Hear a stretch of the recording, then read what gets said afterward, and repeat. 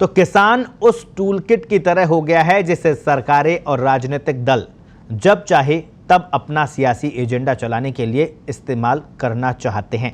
यही कारण है कि साल भर से देश भर की सियासत के केंद्र में किसान तो है, लेकिन उनके हित गौण ही है। आखिर कैसे, देखिए ये खास रिपोर्ट।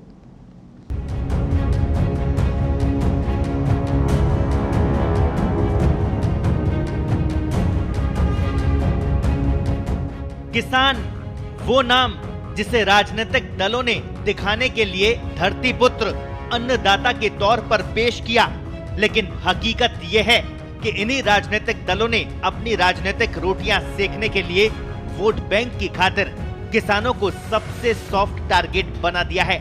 करीब साल भर से देश में 3 कृषि कानूनों के खिलाफ किसान आंदोलन चल रहा है, मगर इस आंदोलन में राजनीतिक पार्टियों की एंट्री के बाद अब ये अपनी राह भटक गया है। पिछले 3 दिन से किसान एक बार फिर देश की सबसे बड़ी सुर्खियां बना हुआ है।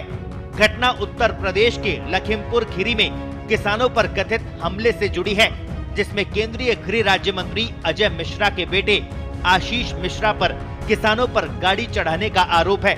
मामले को लेकर उत्तर प्रदेश सरकार ने मुआवजा, सरकारी नौकरी, एफआईआर और हाईकोर्ट के रिटायर्ड जज से जांच का भी ऐलान कर दिया, लेकिन विपक्ष शांत नजर नहीं आ रहा।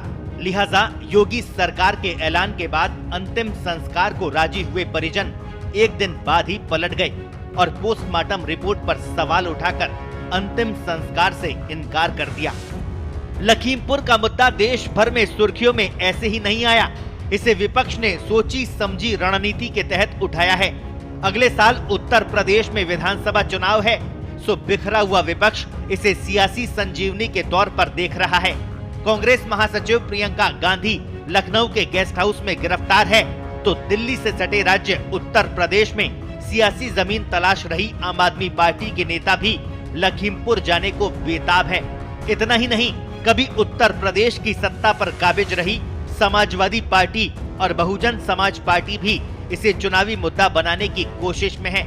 ऐसे में सवाल ये कि क्यों राजनीतिक दल किसानों का इस्तेमाल पॉलिटिकल टूलकिट के रूप में कर रहे हैं।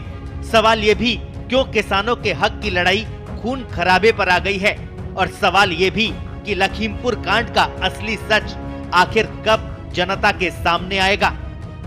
किसी भी धारा में एफआईआर हो, लेकिन जब तक सबूत नहीं है और जो चीज़ें स्पष्ट कर रही हैं हमारी कि हम कार्यक्रम स्थल पर नहीं थे, ना हमारा पुत्र कार्यक्रम स्थल पर था, ये सारी बातें स्पष्ट हो चुकी हैं फोटोग्राफ के माध्यम से, हजारों लोगों की उपस्थिति के माध्यम से।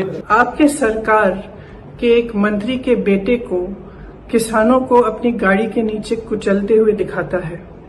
इस वीडियो को देखिए और इस देश को बताइए कि इस मंत्री को बर्खास्त क्यों नहीं किया गया है और इस लड़के को अभी तक गिरफ्तार क्यों नहीं किया गया है।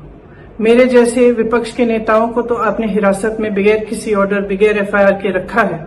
मैं जानना चाहती हूँ कि ये आदमी आजाद क्यों है। अंग्रेजों से भी ज्यादा जुल्म हुआ है किसानों पर। इतना अन्याय, इतना जुल्म अंग्रेजों ने भी नहीं किया जितना किसानों के ऊपर ये भारतीय जनता पार्टी की सरकार कर रही है। और किसी की, ये केवल समाजवादी पार्टी नहीं, न जाने कितने लोग कह चुके हैं कि किसी की भी जान ले सकती है सरकार।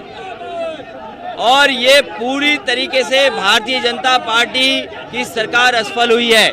सबसे पहले गृह राज्य मंत्री को इस्तीफा देना चाहिए। अब आपको बताते हैं कि किसानों को लेकर राजनीतिक दलों की कथनी और करनी में कितना अंतर है। देश की सबसे पुरानी पार्टी कांग्रेस लखीमपुर कांड को लेकर देश भर में आंदोलन कर रही है।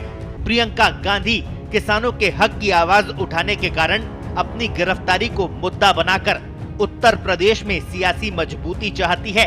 इसके लिए बाकायदा देश भर में विरोध प्रदर्शन हो रहे हैं, लेकिन राजस्थान की सत्ता पर काबिज, खुद को किसान हितैषी बताने वाली उसी कांग्रेस पार्टी की सरकार हनुमानगढ़ में किसानों पर लाठी चार्ज कर रही है।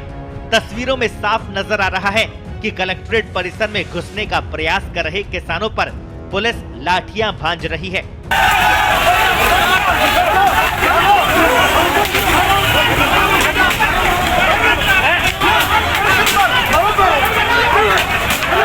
यहाँ किसानों की मांग इतनी थी कि वो धान की सरकारी खरीद शुरू कराने के लिए प्रदर्शन कर रहे थे। अब सवाल ये कि क्यों कांग्रेस देश के किसान को अलग अलग नजरिए से देख रही है। सवाल ये भी कि देश भर में किसानों के हक की बात करने वाली कांग्रेस क्यों राजस्थान में किसानों को हक देने में संकोच कर रही है। ये दुखद है कि अपने राज्य में आंख बंद कर लेती है कांग्रेस पार्टी किसानों के ऊपर जो अन्याय हो रहा होता है, और दूसरे राज्यों में जिस प्रकार से अराजकता फैलाने जाती है, यह अपने आप में दुखद है। हिंदुस्तान की जनता और उत्तर प्रदेश की जनता, राजस्थान की जनता ये सब कुछ देख रही है। ऐसा नहीं है कि सिर्फ कांग्रेस ही किसानों के नाम पर राजनीति चमका रही है। केंद्र की सत्ता पर काबिज मोदी सरकार भी अपनी जिद के कारण 1 साल बाद भी किसान आंदोलन का हल नहीं निकाल पा रही है, और इसी के साइड इफेक्ट देश के किसी न किसी राज्य में किसानों के उग्र आंदोलन के रूप में देखे जा रहे हैं। कुल मिलाकर देश का किसान राजनीतिक दलों के लिए उस खिलौने जैसा हो गया है जिसकी चाबी भरकर वो सत्ता के सिंहासन पर काबिज होना चाहते हैं। ऐसे में जरूरत अब किसानों को ही जागरूक होने की है, ताकि वो ये समझ सके कि कौन सा दल उनका हक दिलाने में सक्षम है और कौन उन्हें वोट बैंक के तौर पर इस्तेमाल कर रहा है। नहीं तो सदियों से किसान राजनीतिक ठगी का शिकार तो हो ही रहे हैं। स्पेशल रिपोर्ट, पत्रिका टीवी।